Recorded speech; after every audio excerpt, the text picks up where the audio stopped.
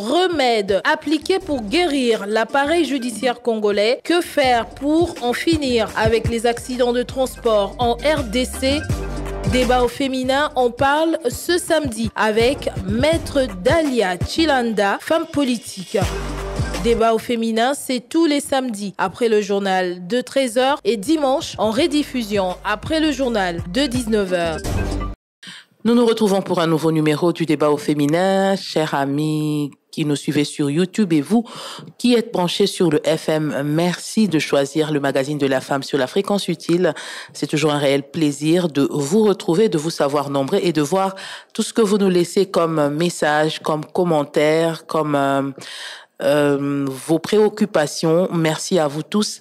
Et nous ne manquerons pas de répondre aux uns et aux autres. Ce nouveau numéro du débat au féminin va nous emmener dans l'actualité de la semaine. Nous allons toucher à plusieurs sujets qui ont marqué l'actualité de cette semaine. Nous parlerons notamment de ce bras de fer que nous avons vu entre le ministre Constant Mutamba et les magistrats, la situation des transports en République démocratique du Congo avec ces naufrages enregistrés pour la énième fois dans la province de Mai-Ndombe. Il y a également cette campagne Topesa Congo Chance lancée par le ministère de la Jeunesse. Où est-ce qu'on en est? Qu'est-ce qui est fait? Nous ne manquerons pas de toucher également à la crise à l'UDPS. Et pour ce faire, nous allons développer tous ces sujets avec Maître Dalia Chilanda. Elle est avocate, mais également femme politique. Bonjour Maître et bienvenue dans ce studio. Bonjour Madame Ami, je suis honorée d'être ici. Madame, on a assisté à, je ne sais pas si on doit appeler ça guerre de communiqués entre le ministre de la Justice, le ministre d'État en charge de la Justice, Maître Constant Mutamba, et les syndicats des magistrats qui avaient mal digéré les récentes décisions du ministre, notamment cette loi sur le statut des magistrats, mais également sur le Conseil supérieur de la magistrature, où l'on veut ramener le ministre comme membre du Conseil supérieur de la magistrature, ce que les magistrats ne semblent pas vraiment vouloir. Vous êtes dans l'appareil judiciaire. Comment vous avez analysé cette guerre de communiqués et qu'est-ce que vous pouvez aux uns et aux autres formuler comme recommandation? Alors, Madame Ami, vous savez, nous avons tous suivi le message du chef de l'État qui a établi un diagnostic qui reste assez sévère pour nous dire que notre appareil judiciaire aujourd'hui, elle est malade. Alors, il a fallu que nous ayons un ministre qui a décidé de s'armer de cette volonté de pouvoir administrer un traitement à cette justice malade. Alors, quoi de plus normal de voir que ça n'arrange pas forcément le corps de magistrats. Vous savez, dans tout ce que nous avons pu constater au niveau de l'appareil judiciaire, les plaintes même des justiciables nous ramènent à comprendre que lorsque l'on veut établir un changement, il y a forcément un groupe qui va se lever du moment où cette situation les a profités. Ils ont créé finalement un ancrage là-dedans et le remède que veut appliquer le ministre ne pouvait que rencontrer en face de lui une barrière qui s'érige finalement. Alors, suivant la démarche du ministre de vouloir aujourd'hui ramener le ministre de la Justice qui est du pouvoir exécutif pour pouvoir jouer un rôle au sein même du pouvoir judiciaire, mais j'aimerais que l'on comprenne un tout petit peu les choses, parce que les choses sont parties un peu dans tous les sens. Il y a certains qui ont dit, voilà, le ministre veut donner des injonctions. Le ministre ne donne pas des injonctions, mais le ministre a des prérogatives qui lui sont reconnues.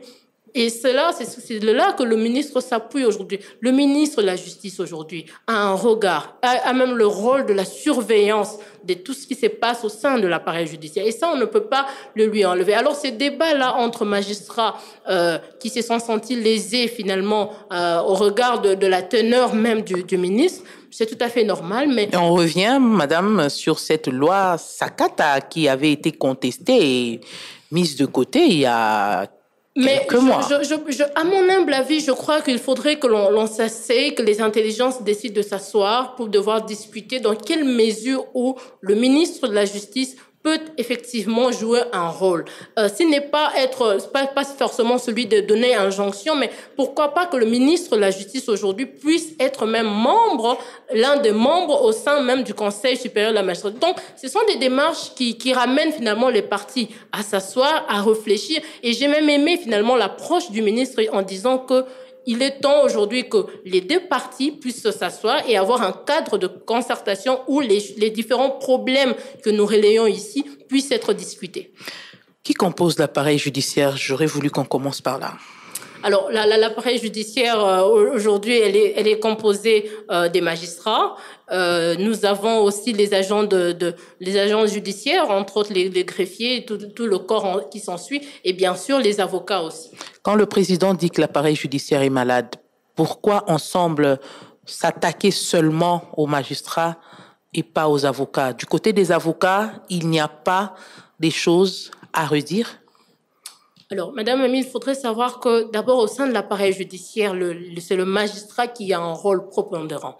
L'avocat, bien sûr, qui accompagne le justiciable, a un rôle à jouer là-dedans. Mais d'abord ici, la responsabilité incombe pleinement aux magistrats qui sont du moins qui jouent un rôle prépondérant dans cet appareil. Ce sont les magistrats qui rendent des décisions. Ce sont les magistrats qui représentent, au travers du magistrat du parquet, qui représentent même la République. D'où aujourd'hui, lorsque l'on pointe du doigt l'appareil judiciaire, l'on voit d'abord le premier d'entre tous, qui sont les magistrats. Donc, c'est indéniable de ne pas vouloir, c'est indéniable de pouvoir refuter cela. Certes, les avocats ont aussi un rôle à jouer, puisque dans tout dans ce diagnostic-là aujourd'hui, puisqu'on parle de la maladie même de l'appareil judiciaire, effectivement, les avocats ont eu à jouer un rôle, mais dans ce rôle-là, ils interviennent en second rôle. Qu'ils ont joué, les avocats? Les avocats, nous avons, c'est vrai, aujourd'hui, étant donné que le diagnostic est posé, que le système judiciaire congolais est malade, il y a certains avocats aussi qui ont tiré profit de ce problème, de la faiblesse de certains magistrats qui, effectivement, c'est très difficile. On favorisait la corruption, qu'on se le dise. Oui, on va dire le terme en tant que patriote, mais même en tant que membre de ce corps-là. Parce que c'est les avocats qui servent souvent de pont entre leurs clients et le magistrat. Généralement, le magistrat ne perçoit pas directement l'argent comme ça. Ils envoient des intermédiaires, mais souvent, ce sont les avocats qui servent de pont entre les parties. Je ne veux pas refuter cela, mais je veux qu'on comprenne ceci. Les avocats, effectivement, accompagnent les justiciables par devant le magistrat. Et ça dépend aussi de quelle matière nous sommes. Si nous sommes en matière civile ou en matière pénale, où le ministère public peut se saisir d'office d'une affaire, là, il y a une nuance à apporter. Dans la mesure où le magistrat ou le ministère public qui rend une décision le fait pleinement. Et effectivement, il faudrait que l'on soulève ici l'impact même, on ne le dit pas souvent, mais l'impact que ça joue même sur le travail des avocats. Certes, on peut dire qu'il y a des corps des avocats corrompus, mais j'estime que dans cette maladie même de la justice, les avocats payent beaucoup plus le prix, puisque l'on se voit bradé dans notre estime et même dans la capacité de faire un travail au regard du justiciable qui finalement n'a plus confiance aux avocats et aux magistrats. Voilà pourquoi l'on insiste sur le fait qu'aujourd'hui, si les magistrats congolais respectaient le serment qu'ils ont prêté de servir tel qu'ils l'ont fait, aujourd'hui, les choses seront beaucoup plus différentes et même les avocats seront se retrouver limités. Aujourd'hui, je salue même la décision du ministre qui a expliqué qu'il fallait aujourd'hui que le frais de justice, tout soit bancarisé. Effectivement, il y a certains qui diront, mais maître, il y avait déjà la DGRAD, il y avait déjà le CADECO, mais comment se fait-il qu'il en parle? Mais la démarche ici du ministre est de viser à ce que l'argent, les frais de justice, n'aient plus à passer entre les mains d'un tiers. On a plusieurs fois vu comment l'argent pouvait circuler entre les mains de magistrats qui déduit et le montant qui dépend d'un magistrat à un autre, d'une juridiction à un autre. Et c'est là le problème. Aujourd'hui, avec ces regards-là, même cette mesure du ministre, ça vient finalement appuyer. L'on se plaint ici de la condition de travail des magistrats. Mais je crois qu'avec ce système-là, avec cette mesure, si l'on décidait de recadrer l'ensemble de recettes, voilà une mesure qui vient finalement accompagner, qui est bénéfique autant pour nous qui sommes avocats et autant pour les justiciables et même pour le magistrat finalement, puisque les choses seront centrées et on pourra finalement s'établir pour parler finalement de conditions de travail des magistrats. Est-ce qu'aujourd'hui, travailler au sein de la magistrature, améliorer les conditions de travail des magistrats, mais également déplacer ceux qui se sont constitués en chefs coutumiers dans certaines juridictions, serait parmi les remèdes à cette maladie qui ronge la justice congolaise?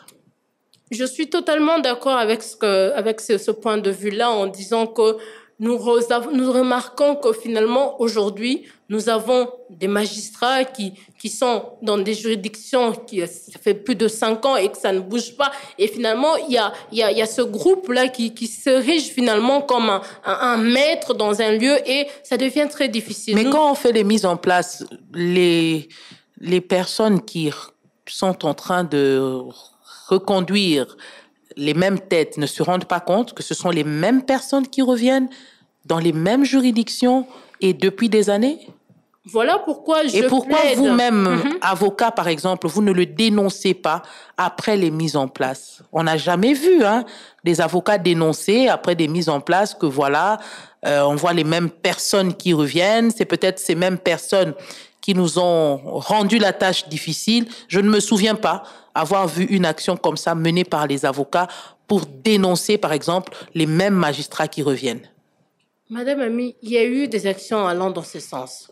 Il y a eu des avocats qui se sont plaints haut et fort, même lors des nominations de certains magistrats. Mais il faudrait dire que l'avocat qui est régi, lui, qui est soumis à l'ordre déontologique des barreaux auquel il appartient, il y a cette... Il est limité quelque part? Oui, il est limité dans son action du fait qu'aujourd'hui, il faudrait le souligner. Moi, je plaide entièrement pour qu'aujourd'hui, que l'on reforme les choses de façon à ce que les ministres de la Justice puissent être membres même du Conseil du Conseil supérieur de la magistrature. Ça permettrait finalement qu'il ait un regard. Et à chaque fois qu'il y aura un nouveau ministre qui arrivera, les différentes plaintes pourraient être perçues d'une certaine manière et il pourrait s'y pencher. Je vous explique un problème. Mais c'est pas, la première fois que le ministre rentre, il était là. Aujourd'hui, les conseils supérieurs de la magistrature, on a l'impression que c'est un cercle assez vicieux, un cercle très fermé. Vous parlez des magistrats qui ne sont pas permutés et tout ça.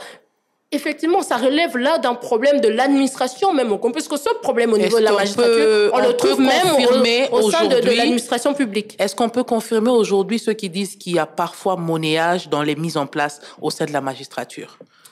Madame Ami, ça fait partie des mots qui rongent finalement notre administration dans son ensemble. Pas que du côté des magistrats, mais dans son ensemble. Et c'est l'une des choses où nous devons tous lutter, parce que cette corruption-là, c'est cette manière de vouloir racheter les choses. Nous les voyons, ces favoritismes et même ce népotisme qui existe fortement au sein même du Conseil supérieur de la magistrature. C'est des choses qu'il faudrait dénoncer et que nous les faisons tous les jours, mais j'espère vraiment que le ministre de la Justice aura le temps de travailler là-dessus, mais également aujourd'hui, nous avons un regard très, très sévère autour du Conseil supérieur de la magistrature qu'il doit se recenser et se ressaisir et afin de prendre des nouvelles mesures pour que cette maladie dans laquelle nous sommes plongés puisse aujourd'hui avoir un remède et nous emmener finalement sur le chemin de la guérison. On parle toujours de la maladie. C'est quelle maladie finalement? On dit toujours la justice est malade. Et bien la malade est finalement, on ne sait pas. Donc, je veux dire, c'est simplement une métaphore pour dire que la situation, parce que vous savez, lorsqu'on est malade, l'on ne sait plus le dysfonctionnement. Voilà, on ne sait plus vaquer à ses occupations. Il y a ce dysfonctionnement. On n'est plus apte, on n'est même plus en mesure, parfois dans l'état où on n'est même plus en mesure de faire de remplir les obligations dans lesquelles nous sommes appelés. Est-ce que tout est tellement noir qu'il n'y a même pas un seul jugement qui est bon dans les jugements qui sont rendus? Parce que c'est apparemment ça l'idée que se fait la population, que tous les jugements sont mal rendus. Vous êtes praticienne de droit.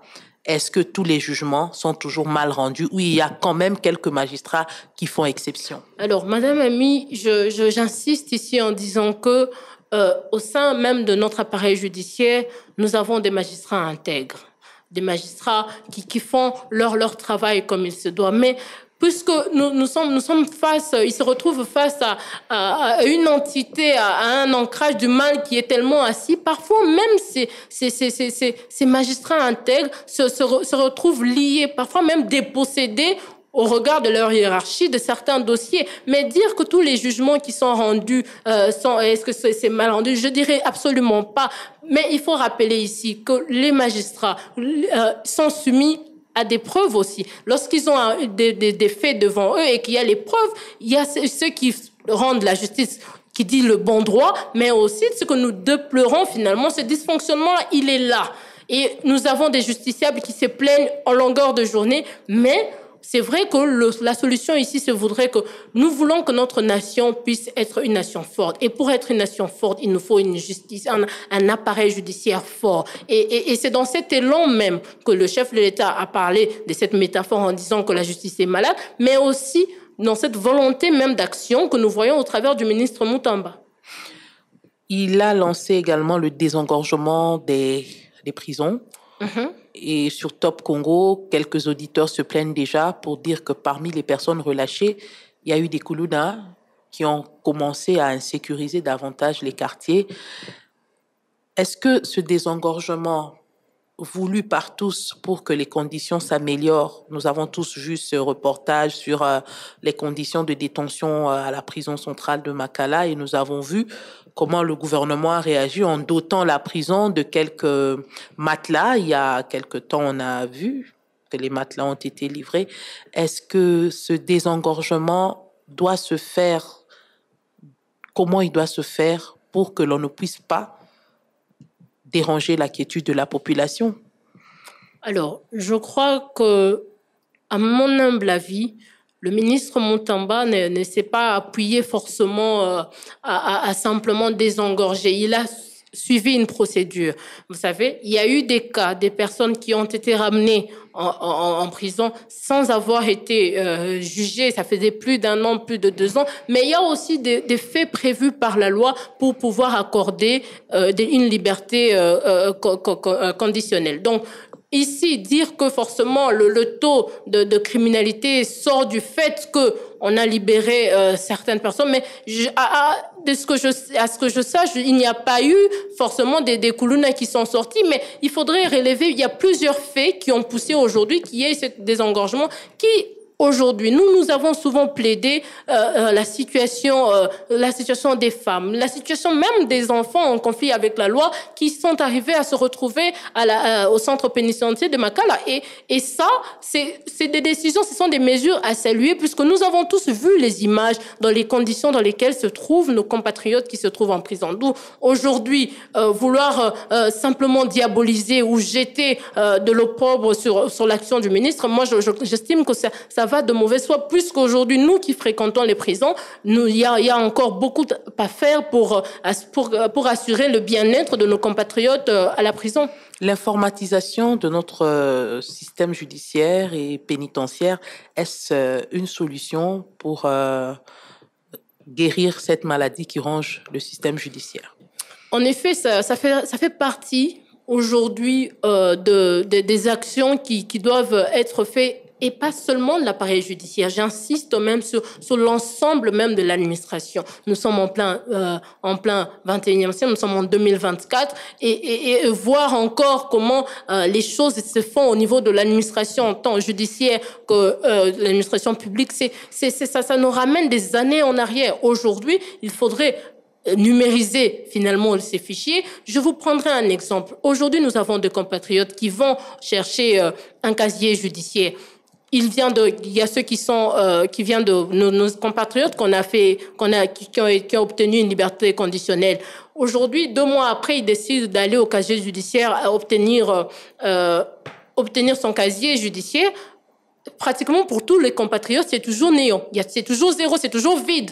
Alors que si aujourd'hui, on introduisait finalement la numérisation et on pourrait voir aujourd'hui des personnes lorsqu'ils vont avoir un palmarès qui nous permet de savoir que voilà, cette personne a eu affaire à la justice à telle période, à telle époque. Et Aujourd'hui, nous avons des années en arrière. L'administration, elle fonctionne finalement d'une manière archaïque. Et ça, c'est une aberration pour une nation comme la nôtre. Donc, c'est tout ça là aujourd'hui qui sont des mesures qu'il faudrait penser, pas seulement pour l'appareil judiciaire, mais pour l'administration dans son ensemble. Ça veut dire que même celui qui a passé 2-3 jours dans un commissariat ou celui qui a été condamné même pour des faits bénins, quand il va au casier judiciaire, on ne vérifie pas, on lui remet son casier judiciaire vierge si c'est pas une personne connue, si c'est pas une personne, par exemple, politique qui aurait fait la prison. Malheureusement, c'est ça la réalité. Et j'insiste pour dire que aujourd'hui, il est temps que l'on numérise finalement l'administration au Congo d'une manière générale. Parce que si quelqu'un, par exemple, s'est évadé d'une prison dans le Katanga, est-ce que quand il arrive à Kinshasa, même au niveau de la DGM, on saura que cette personne s'est évadée? Malheureusement, non, parce que tout se fait de manière manuscrite. Alors qu'aujourd'hui, si nous avions un fichier qui pouvait rétablir en temps réel tout ce qui se fait, qui a quitté la prison, quelles sont les personnes qui entrent, on allait pouvoir avoir finalement un fichier et tous les services allaient être relayés au fait de manière de dire que voilà, à la deuxième, telle personne qui entre, telle personne. Aujourd'hui, il suffit, vous parlez même de la province. Moi, je vous donne des exemples. Quelqu'un qui était en prison pour des faits qui a peut-être passé 2 ou 3 ans, une fois il suffit qu'il change de commune, on aura l'impression que c'est une nouvelle personne. Rien n'est fait. Il va aller dans une commune, il obtient ses papiers, rien n'est fait. Et ça, c'est une honte pour nous en tant que nation. Là, on parle des repris de justice, mais il y a également des personnes qui peuvent se marier à Kitambo cette année et peut-être la même année ou 2 ans après, sans avoir divorcé, va contracter un autre mariage en Galima.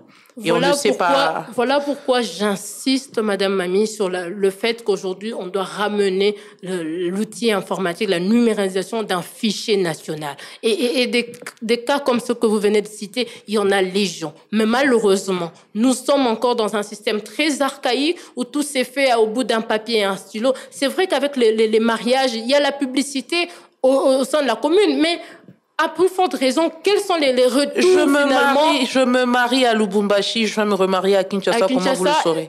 Mais voilà le dommage même que je cite ici, qu'il y a un problème au sein de notre administration et il est temps que nous ayons un fichier où entre les différents services, les services de sécurité, les services des communes pourront avoir accès à ce fichier-là pour pouvoir finalement dénicher. Et nous avons des cas comme ça plusieurs fois où on se retrouve face à un monsieur qui a contracté un mariage à telle commune qui revient ici. Et tout ce désordre-là, aujourd'hui, l'administration doit s'interpeller elle-même et les différents dirigeants qui sont là pour pouvoir finalement introduire un système où nous aurons un fichier entre les différents services nationaux.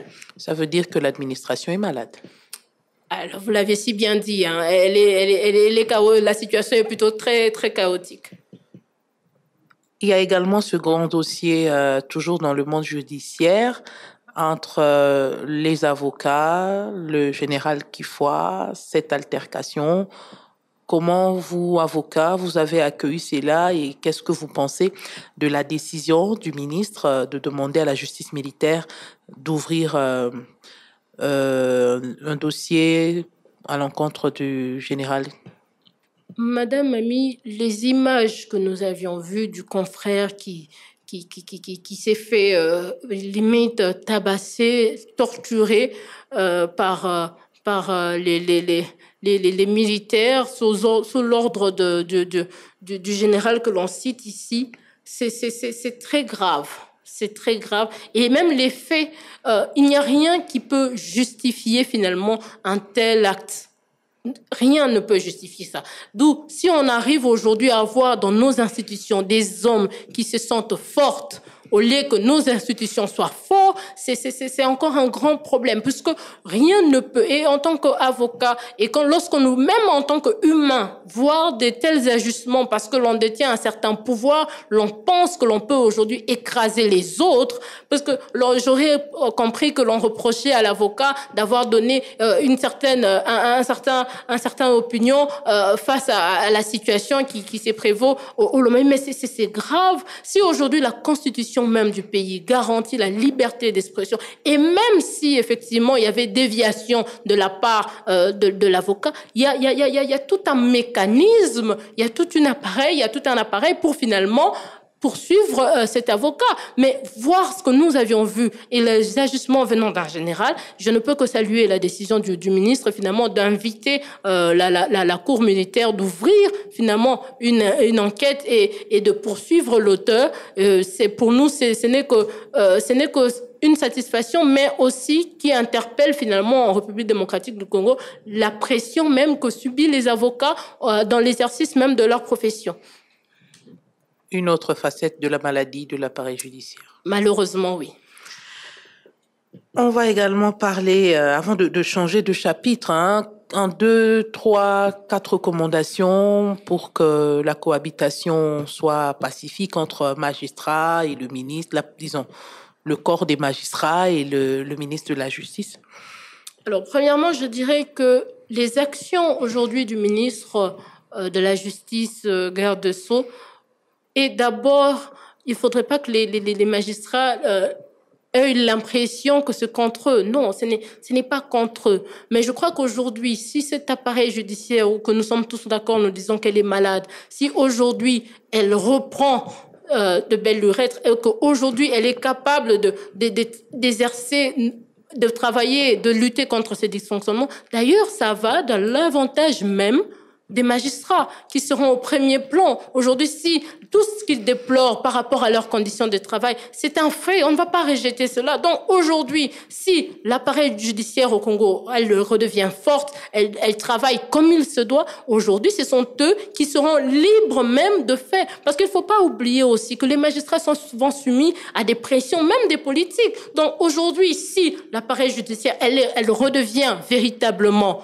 indépendante, d'où le magistrat va jouir pleinement de ses droits, de l'exercice même de ses fonctions, d'où aujourd'hui nous aurons non seulement où on va bannir cette histoire d'avoir des hommes forts, nous aurons plutôt une institution forte et un appareil judiciaire fort. L'ingérence des politiques détruit également le travail des magistrats. Exactement. Exactement. On a plusieurs fois vu des cas où le magistrat a dit le bon droit, mais il s'est fait que l'influence des politiques assez néfaste qu'elle peut apparaître au-dessus de l'appareil judiciaire vient détourner les choses. Et ça, nous dénonçons tout autant que les justiciables et même les avocats et même eux-mêmes les magistrats plusieurs fois ont eu à déplorer cela. Madame, il y a eu ces énièmes naufrages dans la province du Mai-Ndombe sur la rivière Lukeni. Une centaine de disparus, des morts, des rescapés. Il y a eu encore un autre naufrage dans la province de l'Équateur, 3 disparus. C'est pas la première fois que l'on enregistre ces cas de naufrage. Souvent, c'est des embarcations qui naviguent de nuit, alors qu'il y a des textes qui interdisent la navigation de nuit. Pour Mai-Ndombe, on a interpellé le commissaire fluvial et le commandant du bateau, si je ne m'abuse. Comment, pour vous, on doit régler cette question des naufrages à répétition sur nos rivières, sur notre fleuve? Je pense qu'il faudrait d'abord commencer même par interdire ici la circulation de certains baleiniers. Nous voyons tous dans quelles conditions ils sont et combien, quand on voit une baleinière dans un état limite désastreux, mais cette baleinière elle transporte quand même plus de 300 personnes. Donc, il y a d'abord cette interpellation-là. Mais où les comment agents... d'abord cette baleinière-là arrive au port pour embarquer les gens, alors qu'au port, il doit y avoir des autorités, les agents du ministère des Transports qui doivent contrôler et veiller à voir comment les passagers sont embarqués. Mais c'est de là où même on constate finalement que le travail qui devait être fait n'est pas fait. Ces agents au port, que font-ils réellement? Est-ce qu'il y a vraiment véritablement un suivi qui interpelle ces différents baleinières qui arrivent au port dans des conditions que nous voyons tous qui sont lamentables? Mais que font finalement les agents de transport habilités? D'où, encore une fois, nous retombons dans ce système où l'on ferme les yeux, où limite, l'on s'en fout même de la sécurité des passagers, des personnes qui utilisent ce voie de transport. Mais aujourd'hui encore, aujourd'hui nous avons le ministre de Transport, Jean-Pierre Bemba, mais je dis, cette fois-ci, c'est encore une énième, finalement, un naufrage encore sous son mandat et qu'il doit finalement s'intéresser.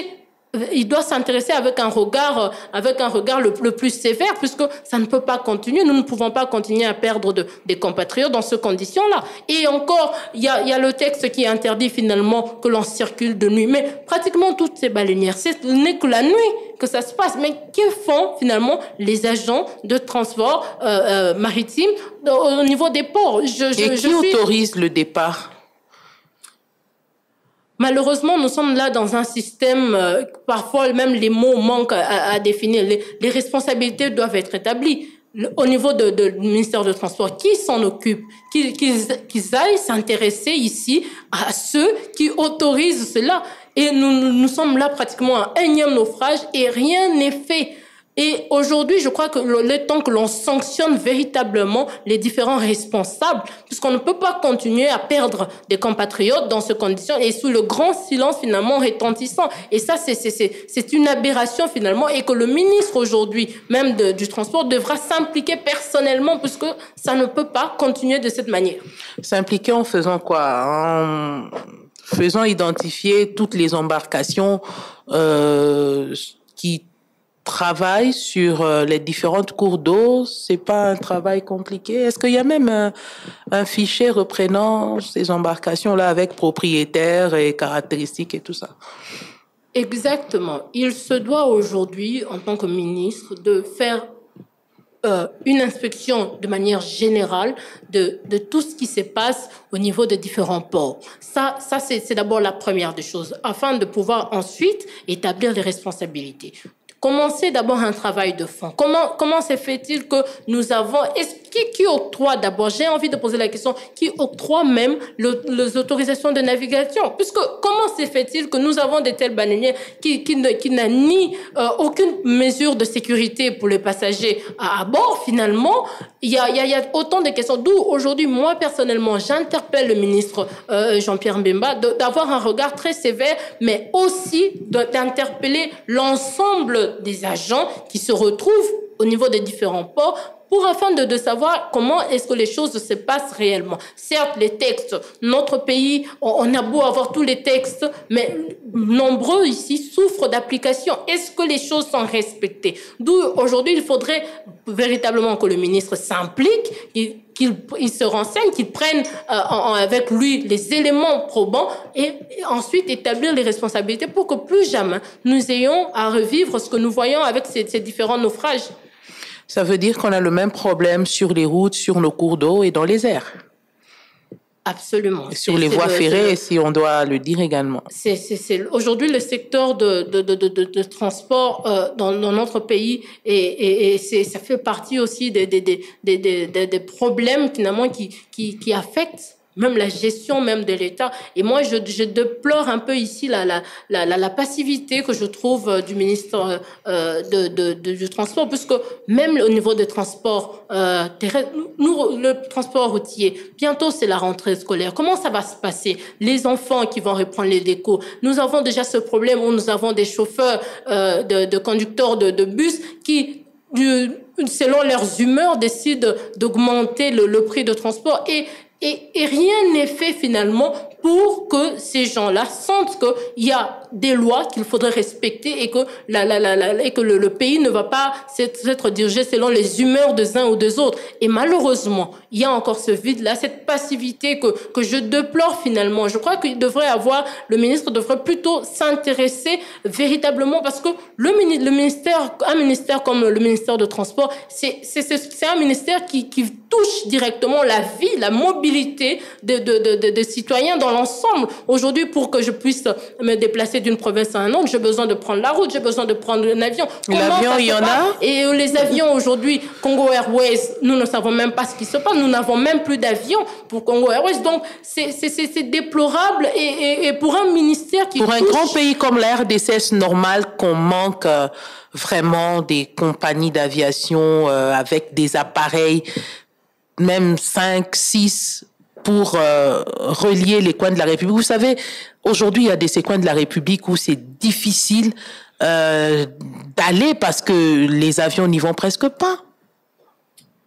Et encore une fois, ici, Madame Ami, je voudrais que nous sommes là face à un système où nous avons plusieurs problèmes à la fois à gérer. Et je m'interroge au fait sur ce que font réellement nos politiques dans les institutions pour ne pas résoudre les problèmes ici qui touchent directement à la vie de Congo. Vous aviez dit, nous avons des provinces ici où l'accès est carrément impossible aujourd'hui, où il y a eu même dans ce même pays où une époque, pour atteindre telle province, il fallait aller directement à partir d'un pays voisin. Et c'est des choses graves pour une nation comme la nôtre. Voir cela, c'est grave. Et voir l'inactivité finalement du ministre des Transports qui ne se penche véritablement pas à ces questions, moi, ça me laisse. Mais il a quand même, lors du Conseil de ministres, présenté le cas Congo Airways. Si, mais le cas Congo Airways, il ne faut pas oublier ici que Congo Airways, au-delà que l'État ait un regard dessus, mais ça reste aussi une entreprise qui a un conseil d'administration. Et là encore, on va se poser la question, ceux qui gèrent Congo Airways, comment ça se passe? Comment ça se fait que cette entreprise qui a longtemps généré des recettes et aujourd'hui se retrouve pratiquement en faillite, n'est même pas capable d'avoir des avions? Donc il y a un quid finalement pour savoir qu'est-ce qui se passe au sein de l'administration même de Congo Airways.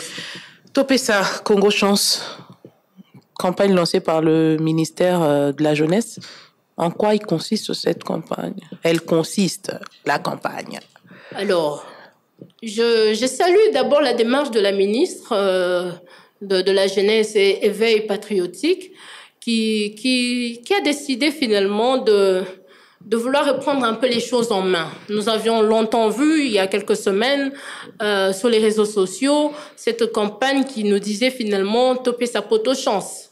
Alors, quand elle soulève, finalement, elle décide de lancer une campagne qui se veut finalement d'aller en opposition avec la campagne qui a été citée précédemment. Pour moi, je salue et je trouve que c'est une bonne chose. Maintenant, revenons au niveau du contenu. Jusqu'ici, la ministre n'a pas encore détaillé essentiellement sur quoi porte cette campagne. Et ça, c'est bien dommage puisque les avis sont allés un peu en pagaille sur les réseaux sociaux. Mais moi, de ma lecture personnelle, lorsque j'entends Topessa Congo Chance, je me dis ici que c'est l'occasion, c'est l'opportunité. Voyons le mot chance comme une opportunité. Parce que un État ne peut pas être bâti sur base d'une chance. Ça, je suis d'accord avec tout le monde. Ça ne peut pas être bâti sur une base d'une chance. Mais aujourd'hui, ce message, moi, je le trouve plutôt interpellateur. Interpellateur dans ce sens qu'elle interpelle les dirigeants et elle interpelle, nous-mêmes, les compatriotes. Aujourd'hui, lorsqu'on entend tous Topessa poto chance, mais j'ai envie de poser la question, mais s'il faudrait Topessa poto chance, qui reste bâtir ce pays finalement? Qui restera bâtir ce pays? D'où aujourd'hui, moi je partage l'idée derrière laquelle aujourd'hui, en tant que nationaliste, en tant que patriote même, je me dis, le Congo m'a donné l'opportunité de naître ici, l'opportunité de naître dans un pays convoité, mais à mon tour de donner l'opportunité au Congo d'être un pays émergent, d'être ce pays-là que, comme tous les autres que nous envions aujourd'hui. Madame, on nous fait signe qu'on doit chuter parce qu'on a pris beaucoup de temps.